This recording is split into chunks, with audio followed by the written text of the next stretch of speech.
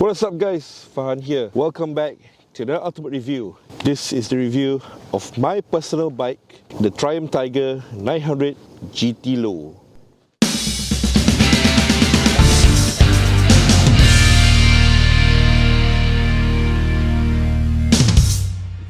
Alright guys, before we begin with the review, public service announcement, don't forget to subscribe to us.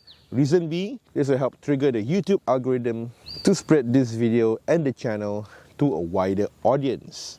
Replacing the Tiger 800 series in 2020, the Triumph Tiger 900 series is a line of middleweight adventure motorcycles.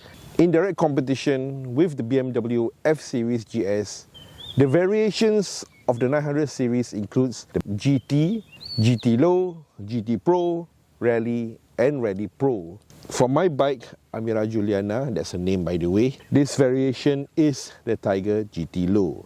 Officially, the designation of this Tiger 900 GT Low variant is the Low Ride Height model, or LRH. Even in a lock card or in other countries' registration papers, it says LRH. Marketed as a road-focused urban adventure tourer, it's vertically challenge friendly, catering to a variety of heights and comfort for riders seeking long-distance paved adventures. In 2024, Triumph refreshed the Tiger 900 series. However, they did not carry the GT Low variant in their lineup, virtually discontinuing the LRH variation. Alright guys, so as usual, we start off with the riding posture and sitting on this bike. As you can see, a nice typical adventure riding position, certainly the position that I'm totally comfortable with and accustomed to.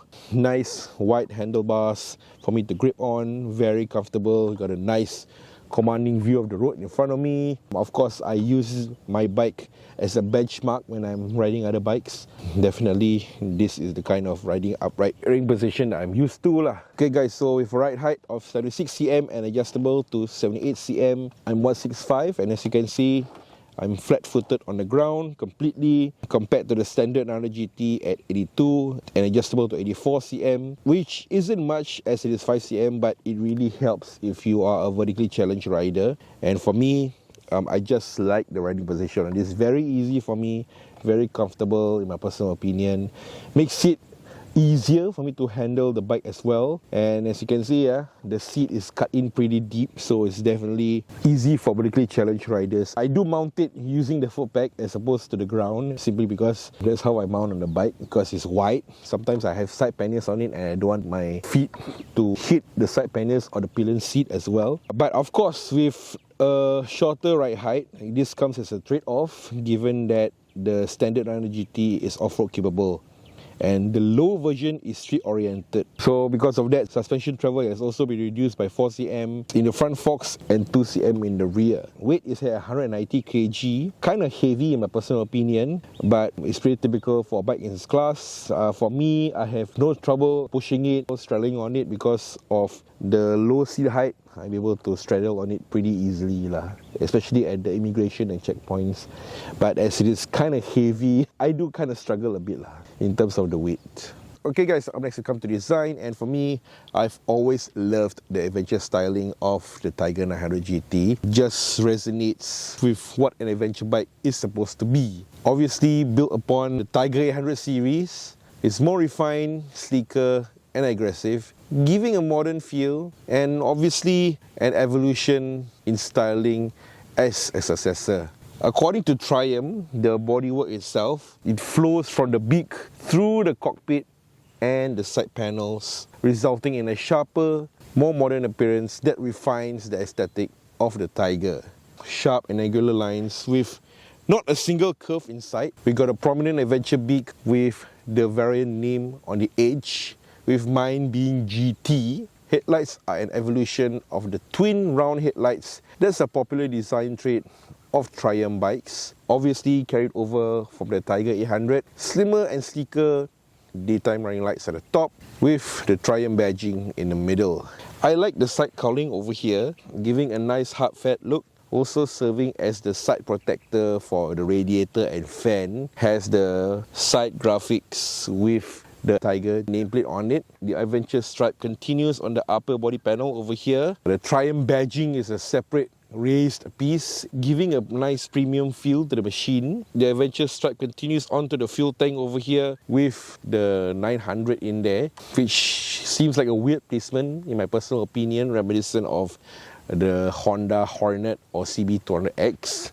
We got clear side reflectors over here that come in stock with the bike, with an adjustable windshield, although for my particular bike it's stuck at the highest setting because I've mounted a CarPlay on here. Would recommend that you get a separate mount if you're mounting a CarPlay or a GPS module. In the middle and the rear over here, we can see the tubular chassis design and the subframe bolted on in there. Ignore the GP pannier rack, it's not stock with the bike, but note that did not bother to cover this part right here with any plastics or panels, in which Triumph probably knows that owners will end up getting side panels anyway, thus covering up the rear of the bike eventually. So I think it's a great design choice in my personal opinion. With the subframe exposed, makes the bike seem raw with a purposeful look. And also it's a bolt-on aluminium subframe. In case to any damage to the subframe itself, there's really no need to scrap the whole chassis.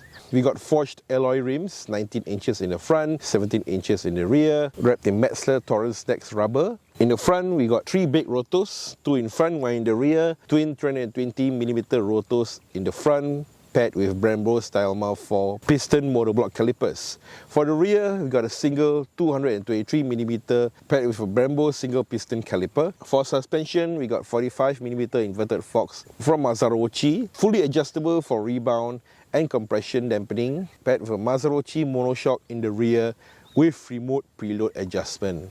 Overall, it's a rugged, mellow looking machine that looks and feels functional, doesn't seem excessive, too aggressive or radical, just the right touches and looks for an adventure bike, at least for me lah. Alright guys, so up next we come to the cockpit and we start off with the handlebar itself. The handlebar is a nice and wide, long handlebar, very adventure-ish, I would say. It's a naked handlebar also, so pretty easy for you to mount accessories on it, but I prefer to keep mine plain.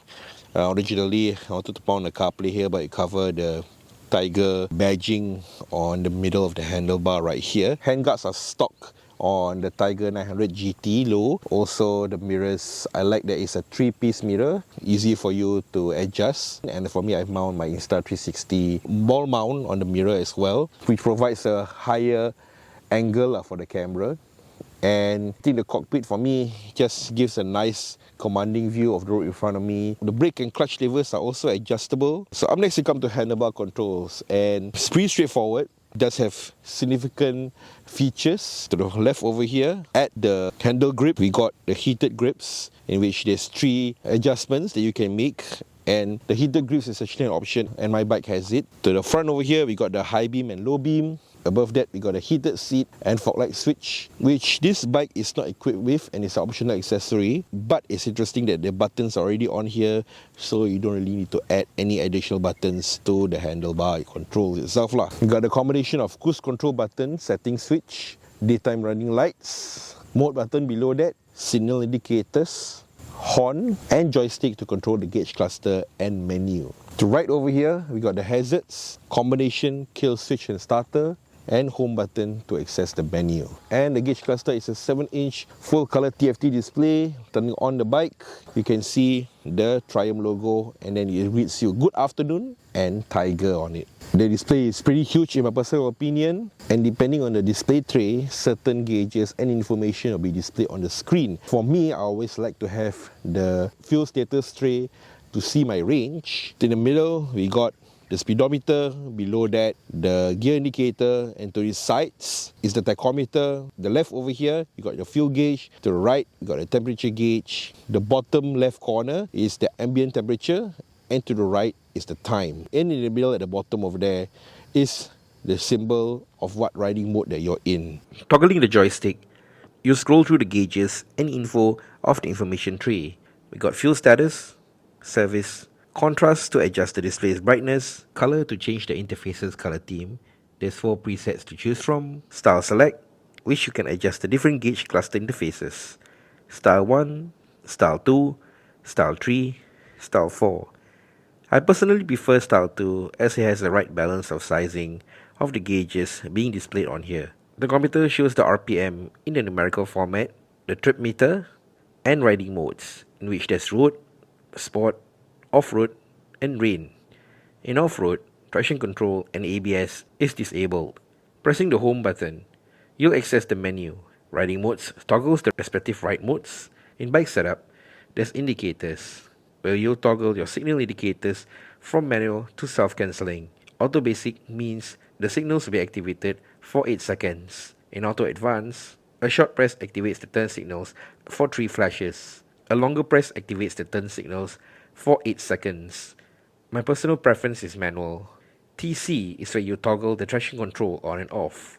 And service indicates your next servicing interval. One thing that bothers me is that you'll need to go to an authorized Triumph dealer to reset your servicing interval, and there's no way you can reset it yourself.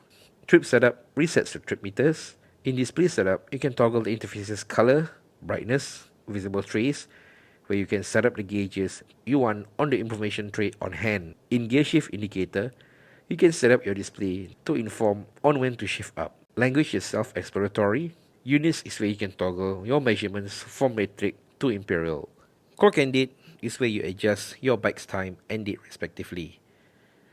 It has pretty decent tech, if you ask me. Okay guys, so I'm next to come to the engine, mechanics and fuel. The engine is a Euro 5 compliant 888cc liquid cooled inline 3-cylinder 4-stroke 12 valve UHC, putting out about 93.9 peak horsepower. Transmission is a 6-speed manual. No quick shifter on the GT Low. Its engine is shared with the rest of the Tiger 900 series and the Tiger 850 Sport. Fuel tank is 20 litres with a projected fuel consumption of 4.7 litres per 100 km.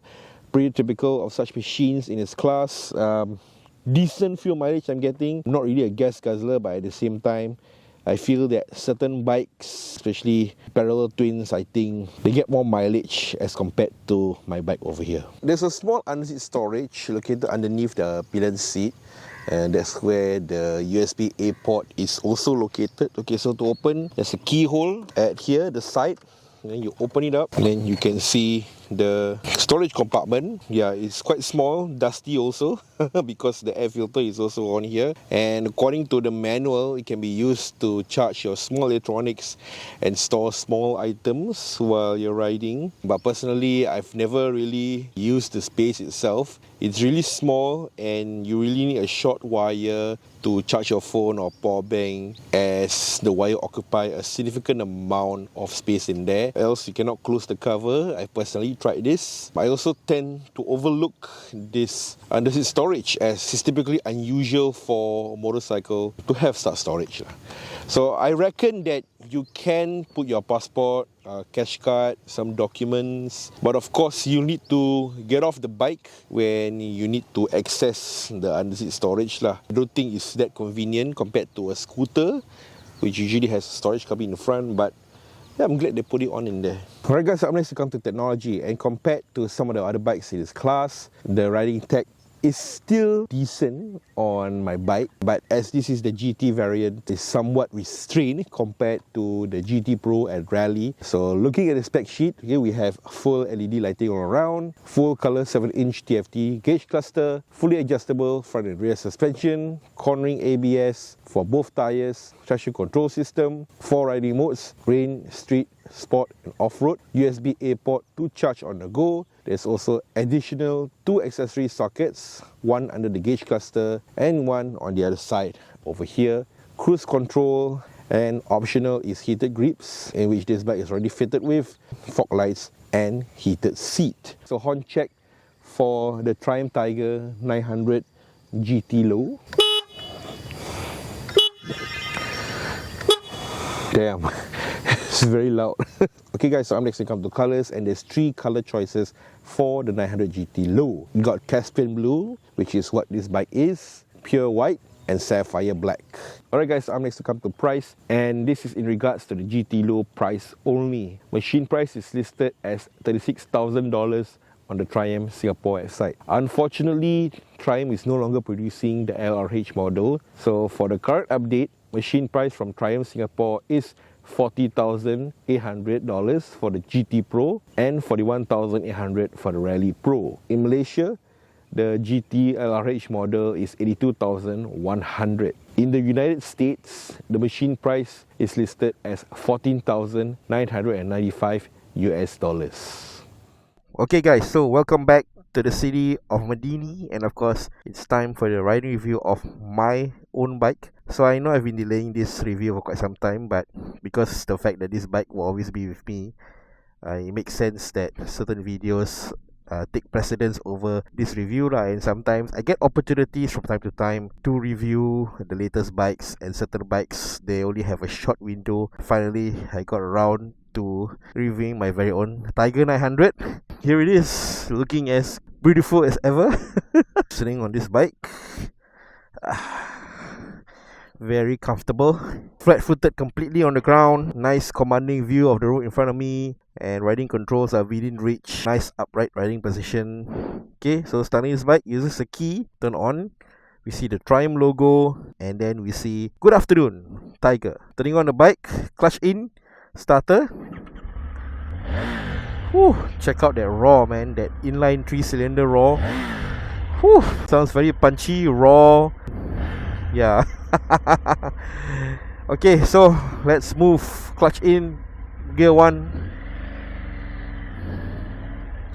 The Triumph Tiger 900. Ever since I got this bike, I'm really loving every ride on the Triumph Tiger 900. It is my own personal bike after all. Basically the reason I chose this is because of its touring capabilities lah. I'm gonna be comparing it with the Tiger Sport 800 mostly because the bike is somewhat Triumph related and it's probably one of my favorite bikes right now lah. So the handling wise, compared to the Tiger Sport 800, for the 900 you need to get in there and lean in a bit. The handling on the Tiger Sport 800 is slightly better than this, but I'm not complaining lah. Its handling is still pretty decent, but I would say it's not as great as the Tiger Sport 800.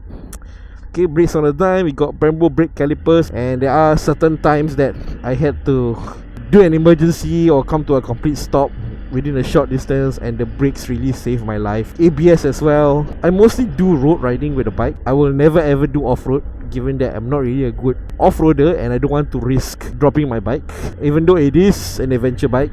Touring wise, long distances, no issue with the Triumph Tiger lah. It deflects the wind pretty well. I find the windshield very sufficient. No really need to put a higher or a wider one. We got cruise control on here, so anytime I'm in the highway, my right hand is tired, I flick on the cruise control, the bike will just stay at a constant speed lah.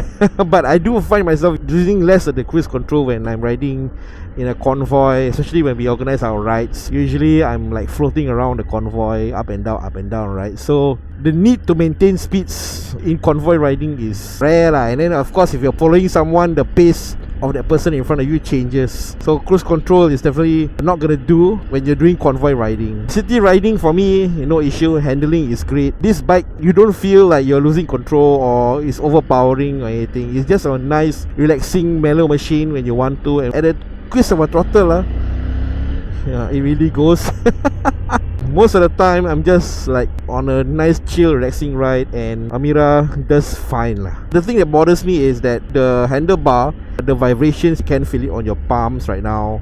But I think the remedy for this, from what the guys at Triumph told me, is that you need a heavier bar end. But for me, I'm wearing gloves right now, so that is just fine lah. It's not as bad. Or maybe in future I can fit in like grip puppies. Very similar handling to my NC, whereby the handling you need to get in there and lean in a bit to negotiate corners or bends. He doesn't have that sporty kind of feel. Has a typical adventure kind of feel to it. If you've ridden GS, especially the F series, even the 1200, it will feel somewhat similar lah. That bulky kind of handling and feel that comes with a touring bike feels like NC. So if you're a beginner rider, you are able to hop on it and then just ride lah. Don't really need to adapt.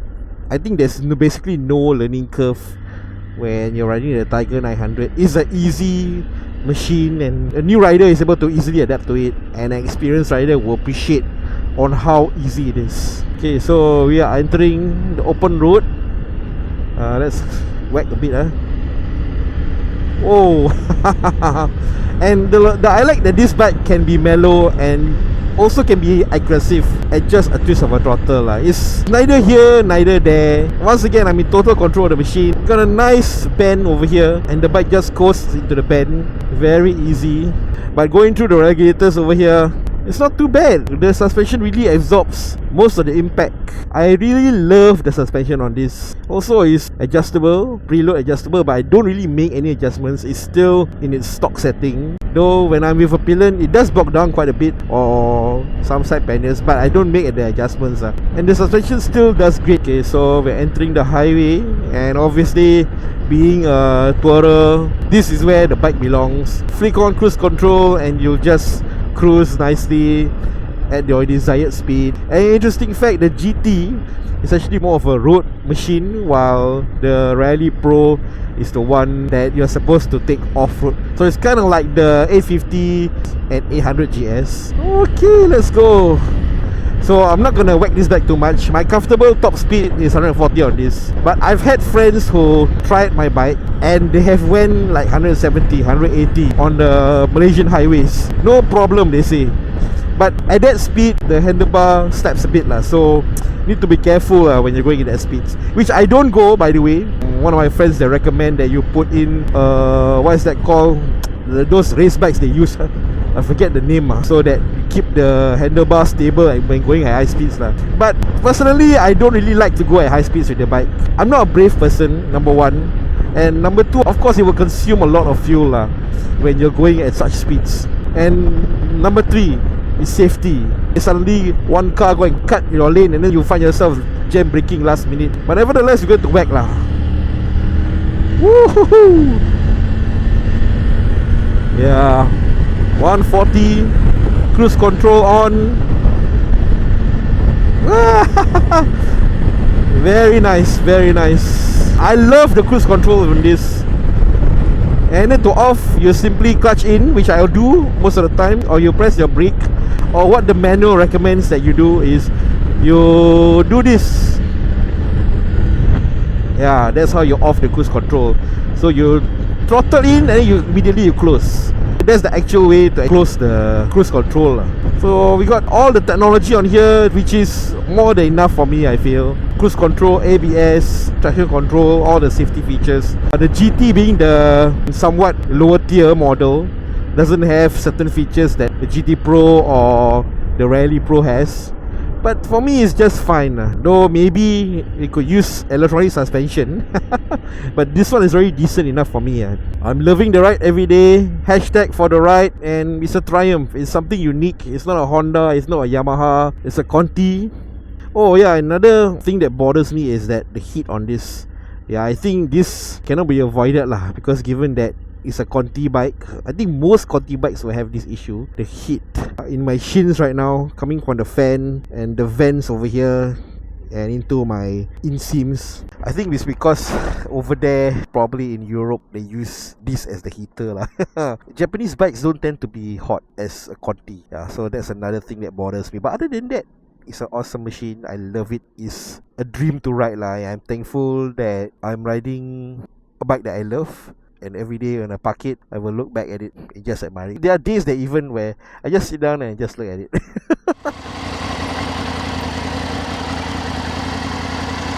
For the past year, Amirah Juliana, my Triumph Tiger 100 GT Low, has been more than just a bike. She's my daily ride, my tourer, and a part of me. She's brought me on countless places and it has become a fixture in our rides and videos. Everyone associates me with this bike, and I just cannot help myself that every time I park my bike, I look back in it as I walk away from it. I may be a bit biased, while she may not match the raw capabilities of some of the other bikes that I've ridden, such as the Triumph Tiger Sport 800 and the Yamaha XSR 900 GT. She offers a perfect balance of handling, performance and tech for both my daily commutes and long distance touring. She is a machine that you can get aggressive with a twist of a throttle, but she never feels on edge. I always get this question and everybody seems to be asking me how I like my Tiger 900 GT Low.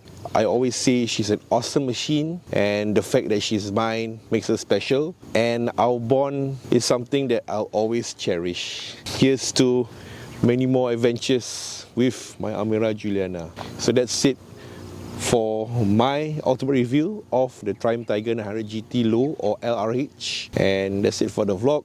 We'll see you guys in the next one.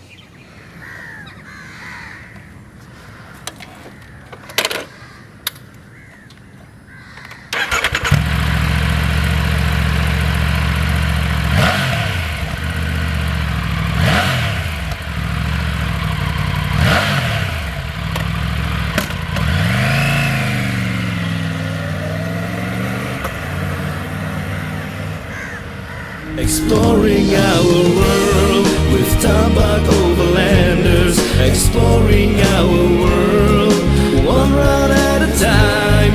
Exploring our world with Tabak Overlanders. Exploring our world, one ride at a time.